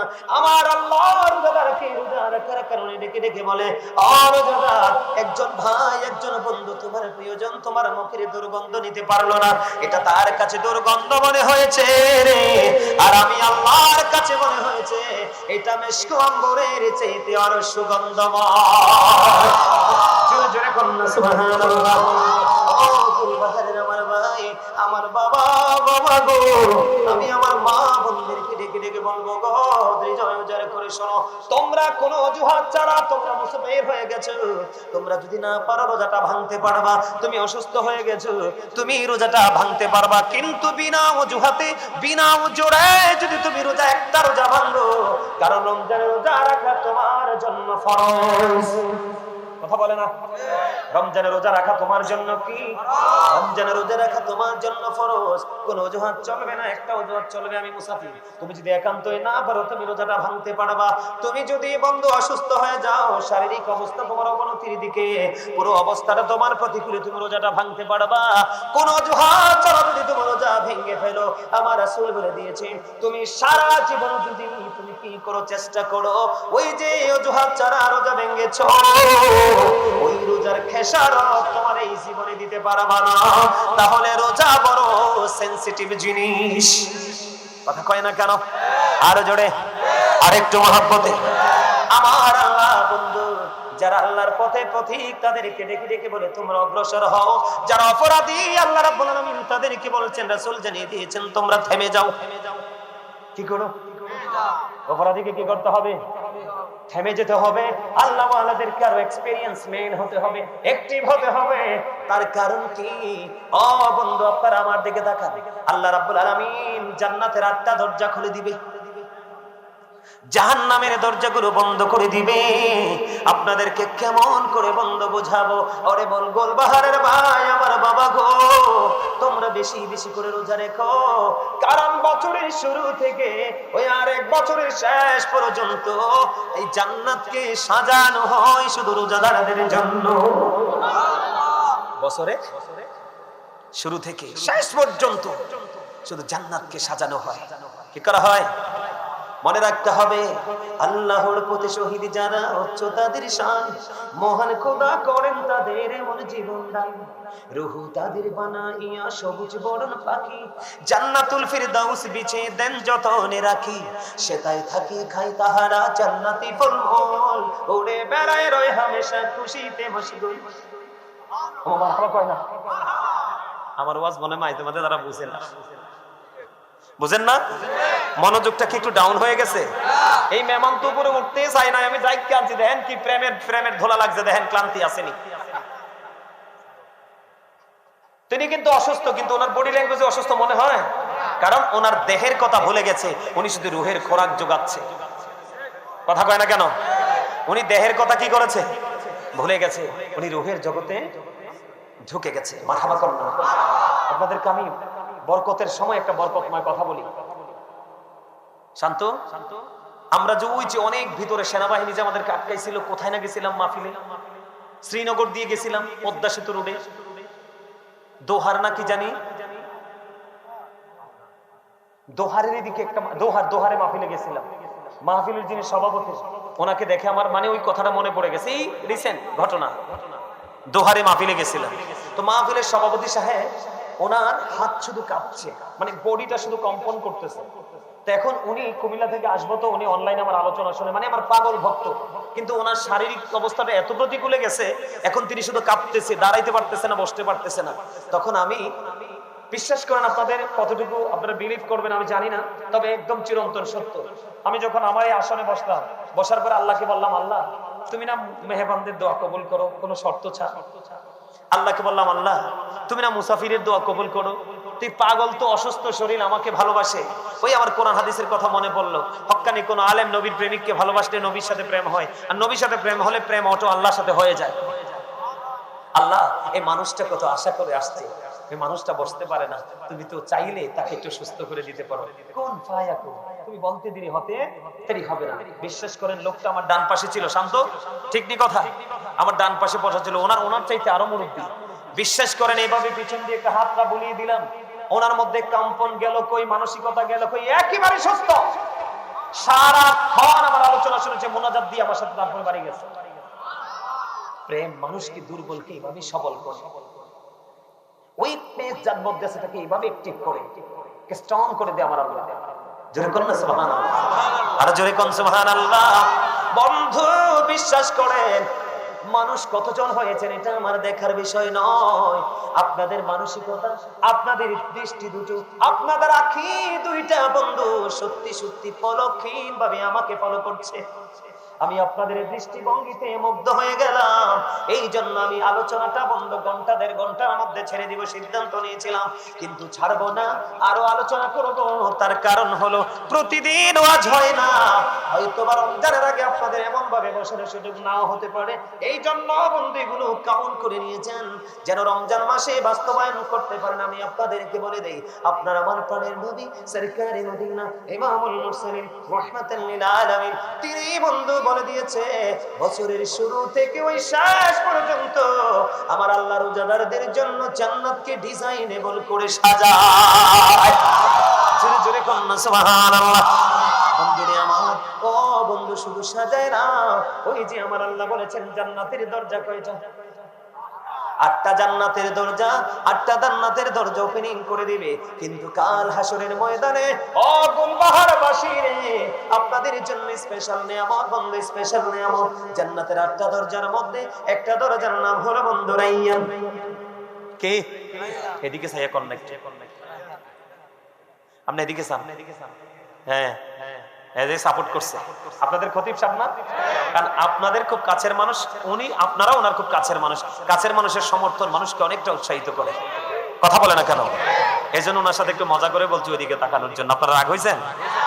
আমার নবীজি বলেছি, ও গুলবাহারবাসী রে, হৃদয় খুলে শোনো, আমি আমার মা বোনদেরকে বলবো, এই জন্য আমার বড় মেয়েটার নাম বড় মহব্বত করে রেখেছি উম্মে হাবিবা রাইয়ান। আমার যখন প্রথম মেয়ে হলো, ও বন্ধু, আমার বাচ্চাটার নাম রেখেছি রাইয়ান। এই শব্দটা আমাকে অত্যন্ত প্রেমময় করেছে, এই শব্দটা আমাকে মুগ্ধ করেছে, এই শব্দটা আমার হৃদয়টাকে ওলটপালট করে দিয়েছে। বন্ধু, এত ভয়ঙ্কর, এত চ্যালেঞ্জিং একটা মুহূর্ত ওই কাল হাসরের ময়দান, ওই হাসরের ময়দানে যুবক তোমরা আবার, আমি আজকে অনুরোধ করে বলে যাই, তোমরা প্রাণ ভরে রোজাটা রাখবা। কোন বন্ধুদের সাথে তাল মিলাইও না। তুমি তোমার কবরে যাবে, প্রাণ উজাড় করে রোজা রাখবে। তার কারণ হলো আমার রাসূল জানিয়ে দিয়েছে, তোমরা যদি দুনিয়ার বুকে প্রাণ উজাড় করে সুন্দর করে রোজা রাখতে পারো, এই রোজা যদি আমার আল্লাহ যদি কবুল করে নেয়, তাহলে তোমার জন্য স্পেশাল গিফট হলো ওই রাইয়ান নামক জান্নাতের গেট। কাল হাসরের ময়দানে আল্লাহ খুলে দিবে, ওই প্রকৃত রোজাদাররা জান্নাতে ওই রাইয়ান নামক গেট দিয়ে বন্ধু জান্নাতে প্রবেশ করবে। রোজাদারদের ঢোকা শেষ হয়ে যাবে রে ওই বন্ধু, সাথে সাথে ওই রাইয়ান নামক জান্নাতের গেট বন্ধ হয়ে যাবে। তাহলে রোজা যেমন স্পেশাল, রোজাদাররাও তেমন স্পেশাল। খুশি তো সবাই? দুই হাত তুলে দেখেন কে কে খুশি। একবারে সোজা করে, একবারে সোজা করে। হ্যাঁ, ইয়া রাসূলুল্লাহ। আলহামদুলিল্লাহ বলেন আরো জোরে। হাত তুলতে কষ্ট হইছে? আরো জোরে কর। আমার তো আজকে ওয়াজ ছাড়তে ইচ্ছা করতেছে না, অনেক অনেক ভালো লাগতেছে। আলহামদুলিল্লাহ বলেন। কালকে দুইটা প্রোগ্রাম করছি। ফার্স্ট প্রোগ্রামেও সেম, সেকেন্ড প্রোগ্রামে 1 থেকে 1.5 ঘন্টার মধ্যে শেষ করে ফেলবো। আর সেই ওয়াজ শেষ হয়েছে 2:45টায়, আরে 3 ঘন্টায় আলোচনা। মানুষের মধ্যে বিরক্তি নাই, ঘড়ি চাইয়া দিই, টাইম তো চলে গেছে পার হইয়া। আল্লাহর এই সময় কিভাবে চলে গেল। আলহামদুলিল্লাহ বলেন আরো জোরে, আরেকটু মহব্বতে। তাহলে জান্নাতে এই নিয়ামত আমাদের দরকার আছে না নাই? আমরা নিয়ামত চাই কি চাই না? আরো জোরে বলেন আরেকটু মহব্বতে। বন্ধুরে আমার, আরো নিয়ামত আছে আপনাদের জন্য। রমজান মাস আপনার আমার জন্য এত বড় নিয়ামত বয়ে এনেছে বন্ধু। কেমন করে বুঝাইলে হৃদয় ঢুকবে, কেমন করে বললে বন্ধু তোমার হৃদয় প্রশান্তি আসবে, কেমন করে বললে তুমি ওই রমজান মাসে আমলটা করার জন্য ইচ্ছা পোষণ করবে, আমার জানা নাই। তবে সর্বোচ্চটা দিয়ে বন্ধু চেষ্টা করতেছি আমি তোমাদেরকে বলি, রমজান মাস এত বড় একটা নিয়ামতের মাস। তুমি যদি রমজান মাসে নরমাল একটা আমল করো, কি করো? নরমাল, একেবারে নরমাল ছোট্ট একটা আমল যদি তুমি করো, নবীজি বলেছে, ও নবীর পাগলেরা তোমরা হৃদয় খুলে শোনো, আমার নবীজি বলছেন তুমি রমজান মাসে যদি তুমি ছোট্ট একটা আমল করো, তাহলে তোমার ওই ছোট্ট আমলটা এমন ভাবে আমার আল্লাহ কবুল করে নিবে। ওই ছোট্ট আমল তুমি করলে আমার আল্লাহ তোমার এই আমলটাকে ফরজে রূপান্তরিত করে আমল নামায় ঢুকায়া দিবে। তার মানে আমরা ছোট্ট একটা আমল করেছি, আমার রাসূল বলেছে তুমি যেন একটা ফরজ আমল করলা। কি করলা?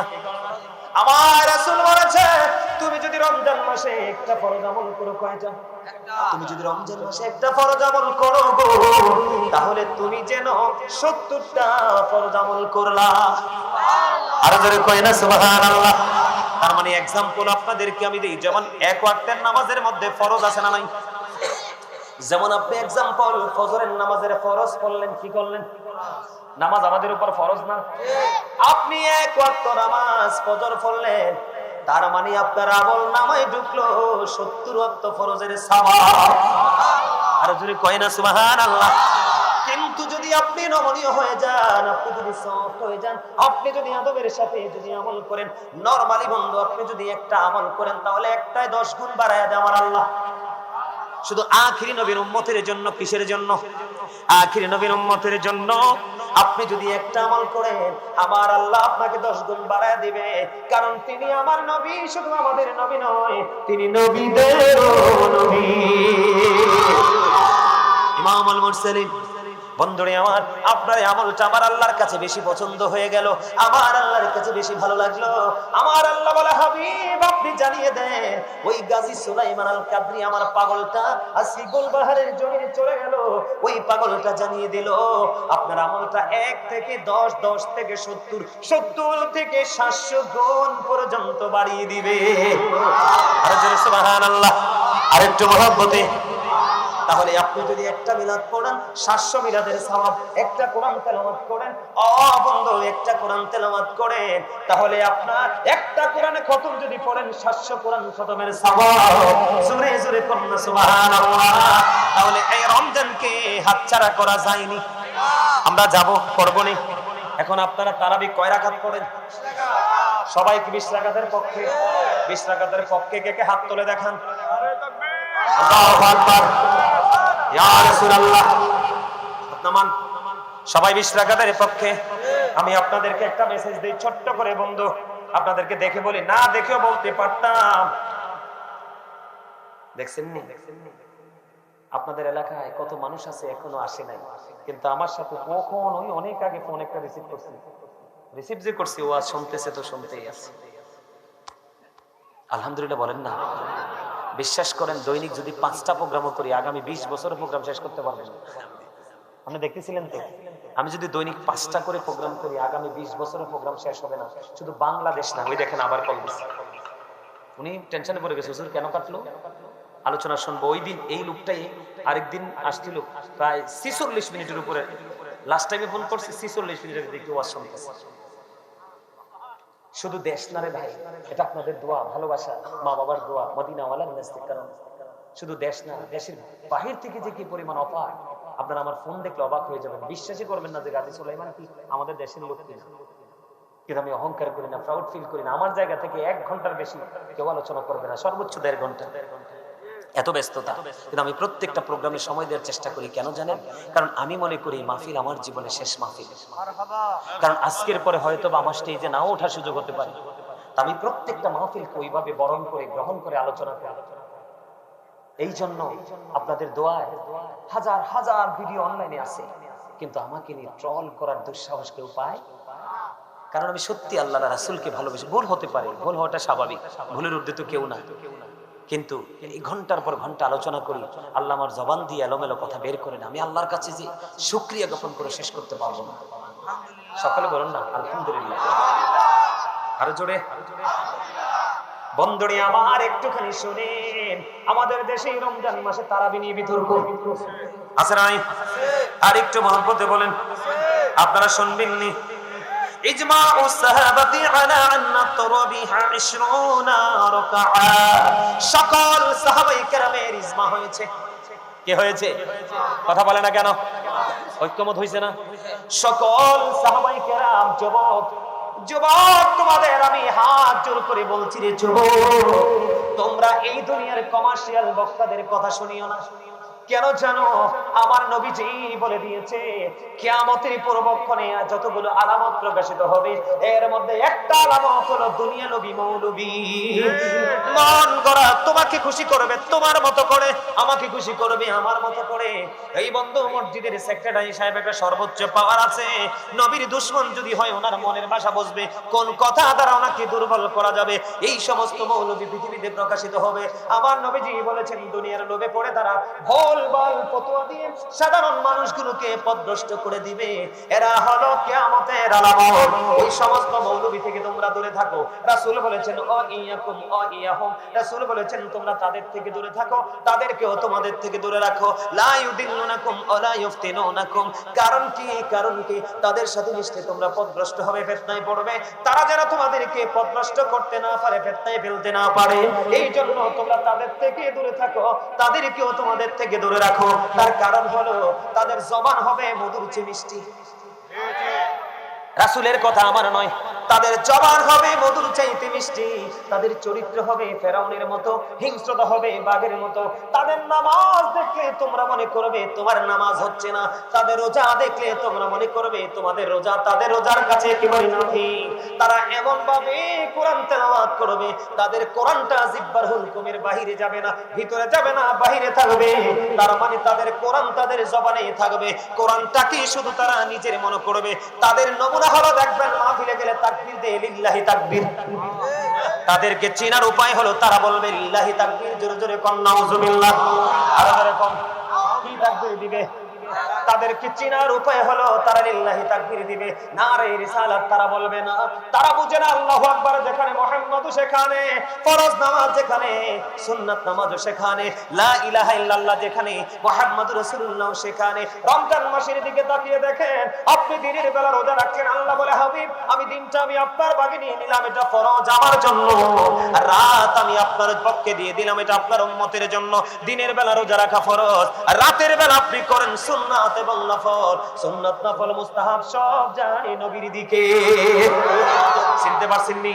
নবীজি আরো বলে দিয়েছে তোমরা তাদেরকে চিনার আর একটা উপায় হলো তাদের ঘাড় হবে মোটা, তাদের সাইজ হবে আমচায়, তারা ঘন ঘন ভাবে মাথার চুল ফালাবে। ওই দেখছেন নি আপনাদের খতিব সব অ্যাক্টিভ আছে, থ্যাংক ইউ ভেরি মাচ। আমার ভাই বলেছে বুখারী শরীফের হাদিস, একদম সহিহ হাদিস। তাদের কথা শোনা যাবে না। বলে হুজুর এই তারাবি থেকে আপনি অন্যত্র গেলেন কেন? আমি আবার পরে শোনাই আপনাদের যেন অসুবিধা না হয়, আপনারা যেন বুঝতে বন্ধু অসুবিধা না হয়। কারণ বন্ধু আমি এসেছি আপনাদেরকে বাঁচানোর জন্য।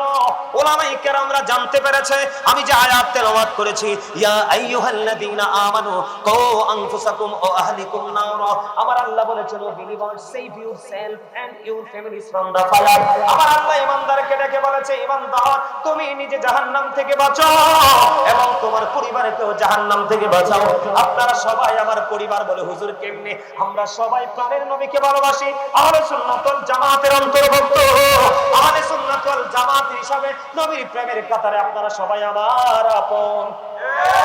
এই জন্য আমার টার্গেট হলো আপনাদেরকে বাঁচানো, আপনাদেরকে সঠিক পথ দেখানো। এই দায়িত্ব আমার উপর কোরআন হাদিস পড়ার কারণে অটো চলে আসছে। কথা বলেন না কেন? এটা পৃথিবীর কেউ আমাকে দেয়নি, এই পৃথিবীর কেউ আমাকে দেয়নি। আমার রাসূল বলেছেন দুনিয়ার সম্পদ পেয়ে যে কেউ খুশি হয়, কিন্তু দিনের ধন কোরআন হাদিসের ইলম পেয়ে সম্পদ পেয়ে খুশি হয় না। যে খুশি হয় তার নসিব বড় খুশনসিব। আল্লাহ যার মঙ্গল চায়, আল্লাহ যাকে নিয়ামত দিতে চায়, আল্লাহ তাকে দ্বীনের শিক্ষা দেয়। আল্লাহ যাকে যার মঙ্গল চায় না, আল্লাহ তাকে দ্বীনের শিক্ষা দেয় না। আমরা যারা আলেমরা আছি আমরা শুধু পড়াশোনা করি, যেমন I like to study for help others, এটা আমার বক্তব্য। আমি এখনো পর্যন্ত আমি যেমন বন্ধু ব্যতিক্রমের জগতে আছি, দুনিয়ার কোনো কাজ আমার করতে হয় না, কোনো বাজার করতে হয় না, সংসারের কোনো দায়িত্ব আমার পালন করতে হয় না। আমার বিবি আছে, আমার সন্তান আছে, ছোট ছোট ভাই বোনেরা আছে, সব দায়িত্ব আমার বাবা পালন করে। আমার মতো ফ্রি মানুষ আমার মনে হয় বাংলাদেশে আর কোনো বক্তা নাই, কোনো আলেম নাই। আমি আমার বাচ্চার জন্য পর্যন্ত বাজার করতে হয় না। এই জন্য বন্ধু যত সময় পাই শুধু কিতাব নিয়ে বসে থাকি। তার কারণ হলো ও বন্ধু আমাদের দিকে অসংখ্য পাগল তাকিয়ে থাকে। ঠিক কিনা বলেন? আমার দিকে তাকার বন্ধু। হাদিস শরীফের মধ্যে এসেছে আপনারা ওই আমলটা আগামী দিন থেকে করবেন। আমার নবীজি বলেছেন তুমি যদি রাতের বেলা 1 ঘন্টা বা কিছু সময় যদি দ্বীনের শিক্ষা অর্জন করো, আমার নবীজি বললেন তুমি যেন সারা রাত ভর ইবাদত করলে। তার মানে রাতের যেই কোনো অংশে 1 ঘন্টা বা কিছু সময় আপনি শিক্ষা অর্জন করার জন্য, এই যে আজকে আপনারা বসছেন, আপনারা শিক্ষা অর্জন করতে বসছেন, আপনারা কিছুক্ষণ পরে মাহফিল ছেড়ে চলে যাবেন। আপনাদের বন্ধু সারা রাত আপনাদের ঘন্টা পর্যন্ত আমল হিসাবে কবুল হবে। তবে আজকে সবচেয়ে বেশি ধনী হলো আমার যুবক বন্ধুরা, কারণ আমার আল্লাহ যুবকদের আমল বেশি পছন্দ করে। কারণ যৌবন কাল হলো শয়তানির সময়, এই শয়তানিকে কবর দিয়ে আজকে যে যুবকেরা জান্নাতের বাগানে এসেছো, আমার মন বলে ওই যে হাদিস শরীফ পড়েছি 7টা শ্রেণীর মানুষের জন্য আল্লাহর আরশের ছায়ার নিচে জায়গা দিবে। এক শ্রেণী হলো পৃথিবীর আল্লাহওয়ালা যুবকেরা। সুবহানাল্লাহ বলেন না? আমার রাসূল বলেছে এবার আসেন, একদিন যদি আপনি দ্বীনের শিক্ষায় নিজেকে নিয়োজিত রাখতে পারেন অর্জনে, দ্বীনের শিক্ষা অর্জনে যদি আপনি একটা দিন যদি সময় দিতে পারেন, আমার নবীজি বলেছে একদিন দ্বীনের শিক্ষা অর্জনের মধ্যে নিজেকে নিয়োজিত রাখলো যে সে 3 মাস যেন রোজা রাখলো। তার মানে একদিন আপনি যদি দ্বীনের শিক্ষা অর্জন করেন, আপনি 3 মাস রোজা রাখার সমান সওয়াব আপনার আমলনামায় ঢুকবে। মানে তার মানে 3 মাস হইলে 3 বছর রোজা লাগবে। কয় বছর? রোজার মজা কত জানেন? আমার রাসূল বলেছেন রমাদান ইলা রমাদান, আপনি এক রমজান থেকে আরেক রমজানের মাঝখানে যে গ্যাপ আছে, দুই দিকে রোজার কারণে আপনার মাঝখানে গুনার কাফারা হয়ে যাবে। তবে শর্ত দিয়েছে রাসূল কবিরা গুনাহ করা যাবে না। কবিরা গুনাহ থেকে বেঁচে থাকতে হবে। আমার কালা ভাইটা যান কি লিখে এর আগে জানি জিগান আমার কালা ভাইটারে। হ্যাঁ ঠিক আছে, আর হাসি বুঝতে পারছি সে মাহফিল ছেড়ে যায় না। আলহামদুলিল্লাহ। এই কারণে বলছি এই যুগের মৌলবীরা ফিতনা দিবে, কারণ এদের সঠিক শিক্ষা থাকবে না। দাদা ভাই ঠিক নিও, ওই খতিব সাহেব এদিক সাহেব, তারা সঠিক শিক্ষা থাকবে না, সঠিক কিতাব পড়ার নসিব হবে না। যারা তারাবিকে ছোট করেছে, বিভিন্ন আমলকে ছোট করেছে, নবীর প্রেমকে কবর দিয়েছে, তারা দেখেন মাদ্রাসা এবং রাস্তায় ভিক্ষা করে। কথা কয় না কেন? কিন্তু আহলে সুন্নাত ওয়াল জামাতের মসজিদ মাদ্রাসা স্টুডেন্টরা কখনোই রাস্তায় দাঁড়ায় দাঁড়ায় ভিক্ষা করে না, কারণ এই শিক্ষা আমার নবীর নাই। কথা কয় না কেন? আরো জোরে বলেন না। আর একটু মহব্বতে বন্ধুরে আমার, আপনার আমার প্রাণের নবী তিনি কি বলেছেন? আমার আপনার প্রাণের নবী অত্যন্ত চমৎকার ভাবে আপনাকে আমাকে স্ট্রংলি তিনি বলে দিয়েছেন। আমরা হৃদয় উজাড় করে শুনবো আপনার আমার প্রাণের নবী কি বলেছে। দেখেন সাহাবায়ে কেরাম, আমার নবীজি বলেছেন ইসবাউ সাহাবাতি আলা নাতরবিহা 20 রাকাআ। আমার রাসূল বলে দিয়েছেন সাহাবায়ে কেরাম, সমস্ত সাহাবায়ে কেরাম ঐক্যমত হয়েছে তারাবি নামাজ 20 রাকাত। তাহলে আপনি সলিমউদ্দিনের ফোলা কলিমউদ্দিন তারাবিকে 8 রাকাত বলার অধিকার কে দিয়েছে? কথা কন না কেন? এরা মুনাফিক। চাচা গরম, তাদের সাথে এমনি ধমকের সুরে কথা বলতে হবে, তাদের সাথে প্রেম নাই। রাসূল বলছে তোমরা তাদের থেকে দূরে থাকো, তাদেরকেও তোমাদের থেকে দূরে রাখো, কারণ তারা তোমাদের কাছে আসার জন্য মিষ্টি আচরণ করবে না। বুঝতে, তাদের আচরণ অত্যন্ত মিষ্টি। একবারে দেখবেন পেক হয়ে যাবে, আমরা ফ্যাক্টর মধ্যে ঢুকে আপনার ইমানটা সবটা বের করে ফেলবে। কথা কয় না কেন? তাহলে তারাবি নামাজ কত রাকাত? সকল সাহাবায়ে কেরাম ঐক্যমত হয়েছে, তাদের ইজমা হয়েছে। কত রাকাত?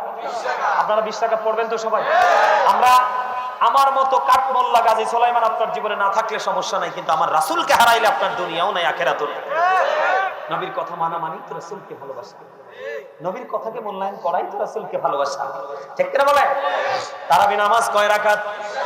তবে তারাবি নামাজটা জামাতে পড়তে হবে শর্ত নয়, আপনি একাকিও পড়তে পারবেন। আমার নবী বন্ধু নির্দিষ্ট নয় 2 থেকে 3 দিন তারাবি জামাতে পড়ে আর পড়েনি। তার কারণ হলো নবী যদি তারাবি নামাজটা কন্টিনিউ জামাতে পড়ে তাহলে উম্মতের জন্য জামাতটা বাধ্যতামূলক হয়ে, কথা কয় না? তারপরে জামাত ছাড়া নবীজি পড়েছেন কি ছাড়া?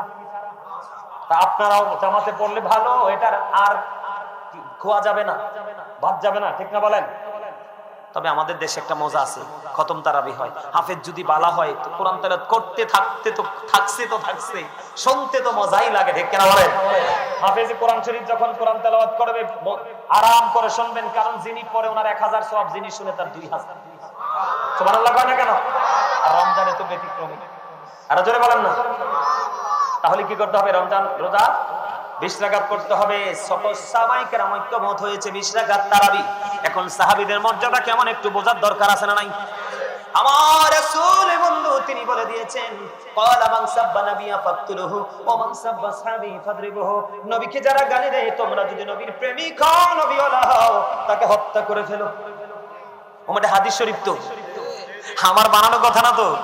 নবীকে অপমান করলে, নবীর ইজ্জতের চাদর ধরে টান দিলে, নবীকে গালি দিলে, তুমি যদি নবীর প্রেমিক হও তাকে হত্যা করে ফেলো।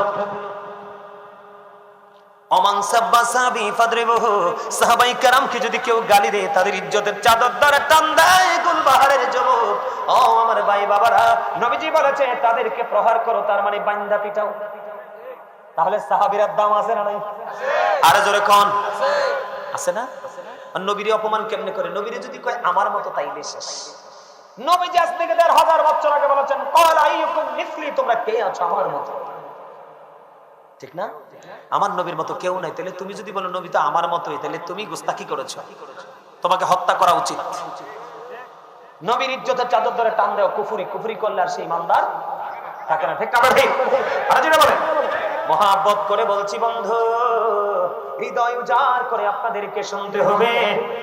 বন্ধু, সাহাবীদের ঘোড়ার নিচের 3 আঙ্গুলের 1 চিমটি মাটি, সাহাবীদের ঘোড়ার নিচের 3 আঙ্গুলের 1 চিমটি মাটি যদি একটা পাল্লায় তোলা হয়, আর সমস্ত গাউসে পাক থেকে কিয়ামত পর্যন্ত যত আল্লাহর ওলি পৃথিবীতে আসবে, সবগুলো আল্লাহর ওলিকে যদি একটা পাল্লায় তোলা হয়, ওই সাহাবীদের ঘোড়ার নিচের 3 আঙ্গুলের 1 চিমটি মাটির ওজন ভারী হবে। সর্বশেষ একটা আলোচনা করবো আজকে।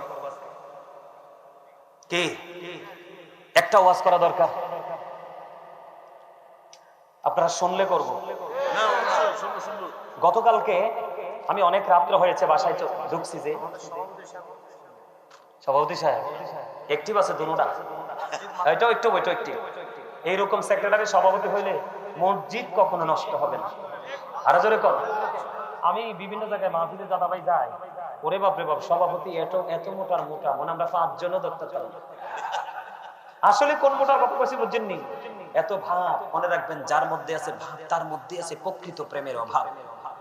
ওমা জিদি কয় না, প্রেমের অভাব মানে বুঝেন নাই, প্রকৃত ইসলাম নাই। যদি থাকতো শুধু প্রাউড ফিল করতো না, অহংকার করতো না। ঠিক না ঠিক? আপনাদের দুটোটাই সফট, আলহামদুলিল্লাহ বলেন। আমি শুধু জুম্মার দায়িত্ব ছাড়ছি সভাপতি সেক্রেটারি বেদবির কারণে। সুদের ওয়াজ করলে কানে কানে, গুজরি না করলে হয় না, ভিসা দিয়ে ফিরি বেটা, তোর কপাল চাই। আলহামদুলিল্লাহ। আরে ভাই, খতিব সাহেবকে বলতে দিবেন, আপনি মানবেন কি মানবেন না সেটা ডিসাইড করবেন আপনি। তাকে বলতে দিতে হবে। আজকে হয়তো ভালো লাগছে না, আগামী দিন ভালো লাগতেও তো পারে। কিন্তু কখনো কোনো ইমাম সাহেব, খতিব সাহেবদের কণ্ঠ চেপে ধরা যাবে না, তাদের বাকরুদ্ধ করা যাবে না, তাদেরকে উন্মুক্ত করে দিতে। বলতে থাকেন, বলতে থাকেন, কে যে হেদায়েত হবে সেটা মালিক জানে, কিন্তু বলতে হবে। ঠিক না ঠিক? বলতে লাগলে বলতে থাকবেন শুধু। আলহামদুলিল্লাহ বলেন। আমি কালকে প্রোগ্রাম শেষ করে যাচ্ছিলাম, আমি দেখি নাই, আমার সাথে যারা ছিল এবং আমার ড্রাইভার, আমাদের কুমিল্লা সিটি যখন আমি ক্রস করে ঢুকছিলাম, আমার বাসার যে গলি, সেই গলি দিয়ে তখন একটা মোড় নিতে হয়, একটা টার্নিং নিতে হয়। টার্নিং এ দেখছি একটা মহিলা, একটা সিঙ্গেল একটা মহিলা, যে মসজিদে নামাজ পড়ে বাসার দিকে যায় রাত্র প্রায় 2:30 থেকে 3টা। কয়টা? 2:30 থেকে। আপনারা হাদিস কোরআন জানার দরকার নেই, আপনারা বলেন একটা নারী কি রাস্তায় এত গভীর রাতে নিরাপদ? না, কখনোই না। সে কি মসজিদে এসে নামাজ পড়া তার জন্য ফরজ? ফরজ? আরে নারীদের উপর তো আমার আল্লাহ জুম্মার নামাজ, ঈদের নামাজ ফরজ করে নাই, জামাত ফরজ করে নাই। যেই জায়গাতে তাদের উপর নামাজটাই ফরজ করে নাই, তাহলে জামাত করার তো প্রশ্নই আসে না। কথা বলেন না ভুল বলছি? সাইয়্যিদুল আইয়াম, জুম্মার দিন শ্রেষ্ঠ দিন, ফ্রাইডে, শুক্রবার, যেই দিনটা রোজার ঈদ কুরবানির ঈদের চাইতে উত্তম, সেই দিনে নারীদের জন্য নামাজ ফরজ না, তাহলে তারা কোন যুক্তিতে মসজিদে নামাজ পড়তে যায়? আমার কথা কি বুঝতে পারছেন?